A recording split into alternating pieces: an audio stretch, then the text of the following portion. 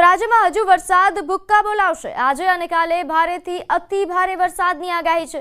ગુજરાત, સૌરાષ્ટ્ર અને કચ્છમાં અતિ ભારેની આગાહી હવામાન વિભાગે વ્યક્ત કરી। મધ્ય અને દક્ષિણ ગુજરાતમાં પણ ભારે વરસાદ પડી શકે છે। ઉત્તર ગુજરાતમાં અતિ ભારે વરસાદની આગાહી વ્યક્ત કરવામાં આવી છે, જેમાં ખાસ સાબરકાંઠા, અરવલ્લી, મહીસાગરમાં અતિ ભારે વરસાદની આગાહી છે। उत्तर गुजरात में काले पण वरसाद ने लईने ऑरेंज एलर्ट जाहिर करायुं छे। बनासकांठा, पाटण, महेसाणा में भारे वरसादनी आगाही छे। आ उपरांत खेड़ा, पंचमहाल, दाहोद में पण भारे वरसाद पड़ी शके छे। गांधीनगर अने अमदावाद पण बाकात नथी, त्यां पण भारे वरसादनी आगाही।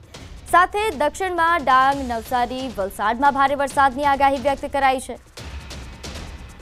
सौराष्ट्र, कच्छ में पण भारेथी अति भारे वरसाद पड़ी शके छे। सुरेन्द्रनगर, जामनगर, मोरबी तेमज द्वारका में भारे वरसादनी आगाही व्यक्त करवामां आवी छे। तो सौराष्ट्र, कच्छ में आजे भारे वरसाद पड़ी शके छे। उत्तर, मध्य अने दक्षिण आम त्रणेय दिशाओं में आजे भारे वरसादनी आगाही। सौराष्ट्र कच्छ में heavy to very heavy rainfall with orange warning के साथ आइसोलेटेड प्लेसेस में कच्छ के लिए दिया गया है। और heavy rainfall warning, yellow warning के साथ सुरेंद्रनगर, जामनगर, मोरबी और द्वारका के लिए दिया गया है। और हमारा जो डे टू 22 अगस्त के लिए तो ऑलमोस्ट दोनों क्षेत्रों में सिमिलर फोरकास्ट रहेगा। तो हवे बात तारीख अने विस्तार साथे वरसादनी आगाही। वरसादने लईने हवामान निष्णात अंबालाल पटेलनी मोटी आगाही सामे आवी छे। सौराष्ट्रमा अत्यंत भारे वरसादनी आगाही। કેટલાક વિસ્તારમાં ભારે પૂરની સ્થિતિ સર્જાઈ શકે। દક્ષિણ ગુજરાતમાં પણ ભારે વરસાદની આગાહી। જામનગર, જૂનાગઢ સહિતમાં પડી શકે છે ભારે વરસાદ। હજુ પણ સૌરાષ્ટ્રના લગભગ ઉત્તરના ભાગો અને સૌરાષ્ટ્રના કેટલાક ભાગો, પશ્ચિમ સૌરાષ્ટ્રના ભાગો, કેટલાક જામનગરના આજુબાજુના ભાગોમાં હજુ ભારેથી અતિભારે વરસાદની શક્યતા રહેશે। જૂનાગઢના કેટલાક ભાગોમાં અને અમરેલીના ભાગોમાં પણ વરસાદની શક્યતા રહેશે। કેટલાક ભાગોમાં ભારે વરસાદ થવાની શક્યતા રહેશે। સૌરાષ્ટ્રના ભાગોમાં વરસાદની ખેંચ હતી, ત્યાં વરસાદ થઈ ગયો છે અને મઘા નક્ષત્રનું પાણી કૃષિ માટે સારું ગણાય છે। આ ઉપરાંત દક્ષિણ ગુજરાતના ભાગોમાં પણ વરસાદની શક્યતા રહેશે, પરંતુ હવે ચોમાસું ધીરે ધીરે ઉત્તર તરફ જતાં દક્ષિણ ગુજરાતમાં વરસાદનું પ્રમાણ થોડું ઘટશે। તો આગામી 23 થી 26 ઓગસ્ટમાં ભારે વરસાદની આગાહી। उत्तर गुजरातना भागों में धोधमार वरसादनी आगाही व्यक्त कराई है। साबरकांठा, बनासकांठा सहित में भारेनी आगाही है। कच्छ और मध्य गुजरात में पण भारे वरसाद थशे। अमदावाद, गांधीनगर में आज वरसादनी आगाही व्यक्त करवामां आवी।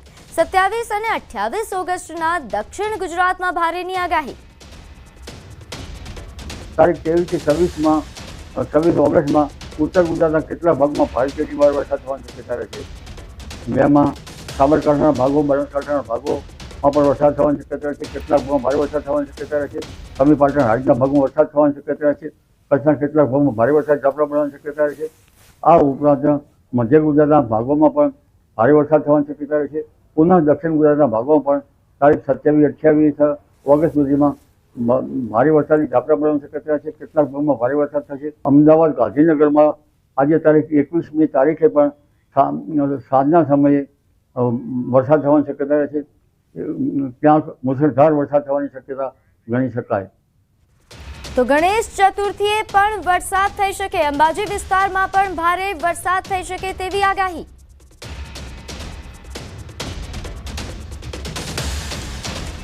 તો ગણેશ ચતુર્થીએ પણ મેઘરાજા વગડી શકે છે। ખાસ કરીને અંબાજી વિસ્તારમાં ભારે વરસાદની આગાહી હવામાન વિભાગની સાથે અંબાલાલ પટેલ દ્વારા આગાહી વ્યક્ત કરાઈ। તહેવારોના નિમિત્તમાં પણ ગણેશ ચતુર્થી અને પર્યુષણના તહેવારોમાં પણ વરસાદ થવાની શક્યતા છે। અંબાજીના ડુંગરાળ વિસ્તારમાં પણ વરસાદ થવાની શક્યતા છે।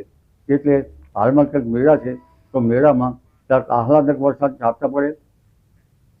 હવે જઈશું અમરેલી કે જ્યાં 2 બોટ અને 11 ખલાસીની હજુ સુધી કોઈ જાણકારી નથી। 11 ખલાસીઓની 3 દિવસ સુધી ભાળ નથી મળી। જાફરાબાદ દરિયામાં શોધખોળ ચાલુ છે। પોરબંદરથી કોસ્ટગાર્ડના એરક્રાફ્ટ અને 2 કોસ્ટગાર્ડ દ્વારા જહાજની શોધખોળ કરાઈ રહી છે। જાફરાબાદ અને રાજપરાના માછીમારો લાપતા થતા પરિવાર પણ ચિંતાતુર બન્યો છે। મુખ્યમંત્રીની સૂચના બાદ કલેક્ટર પર સતત મોનિટરિંગ કરી રહ્યા છે। દરિયામાં પવનના કારણે તેમજ વરસાદના કારણે કોસ્ટગાર્ડને મુશ્કેલીઓ થઈ રહી છે। ત્યારે આ મામલે વધુ વિગત સાથે સંવાદદાતા રાજન જોડાઈ ગયા છે. રાજન, શું વધુ અપડેટ?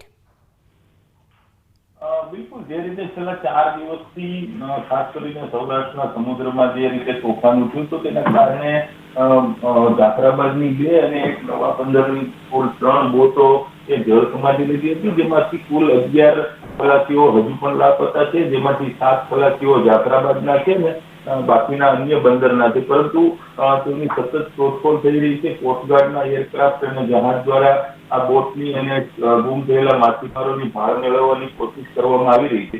પરંતુ અત્યારે સૌથી મોટા રાહતના સમાચાર એ છે કે જાફરાબાદ તાલુકાના જાફરાબાદ બંદરની જે 700 થી વધુ બોટો છે, તમામ બોટો સહી સલામત અત્યારે પોર્ટ પર પહોંચી ચૂકી છે. પરંતુ હજુ સુધી જે 11 લોકોની ભાળ નથી મળી, તેના પરિવારજનો અને સમાજના લોકો ચિંતિત છે. જી રાજન, જોડાયેલા રહેજો. તો અમરેલીમાં 3 સિંહોએ પશુ પર હુમલો કર્યો. સાવરકુંડલાના મોટા ભમોદરા ગામે સિંહ ત્રાટક્યા. 3 સાવજોએ 8 પશુઓનું મારણ કર્યું. ગામની ગલીઓમાં સિંહના આટાફેરા સીસીટીવીમાં કેદ થયા છે. ભમોદરા ગામમાં અનેક વખત સાવજો આવી જવાની ઘટનાઓ બની છે અને વધુ એકવાર આ જ પ્રકારની ઘટના સીસીટીવીમાં કેદ થઈ, જેને લઈને વધુ વિગત સાથે આપણી સાથે સંવાદદાતા રાજન જોડાયેલા છે. રાજન, ફરી એકવાર આ વિસ્તારમાં સિંહો ત્રાટક્યા છે. વન વિભાગ શું નિંદ્રામાં છે?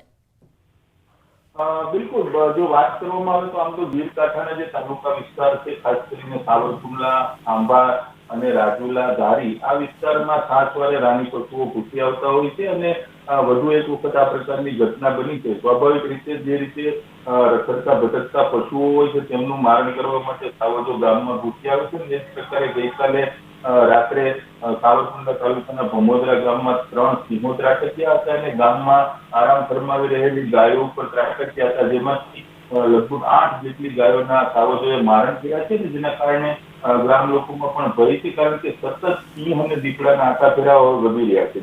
જી આભાર માહિતી આપવા બદલ. તો આગળ વાત મેઘમહેરથી ગીર ગઢડા પંથકનો દ્રોણેશ્વર ડેમ છલોછલ થયો છે. મચુંદરી નદીમાં કાંઠે પૌરાણિક દ્રોણેશ્વર મંદિર અને મારુતિધામ આવેલું છે. ત્યારે હાલ શ્રાવણમાં ભાવિકો દર્શનાર્થે આવે છે.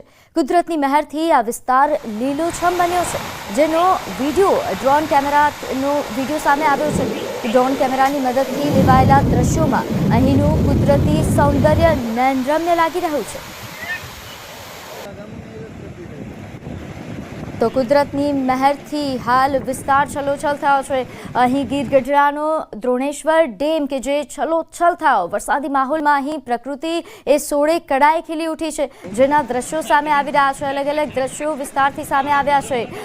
એક વિસ્તાર કે જ્યાં હાલ ડેમ છલોછલ થતા અહીં પસાર થતા જે જળાશયો છે ત્યાં પણ પાણીની આવક વધી છે. આ ઉપરાંત વરસાદી માહોલના કારણે પ્રકૃતિએ પણ નવું રૂપ ધારણ કર્યું.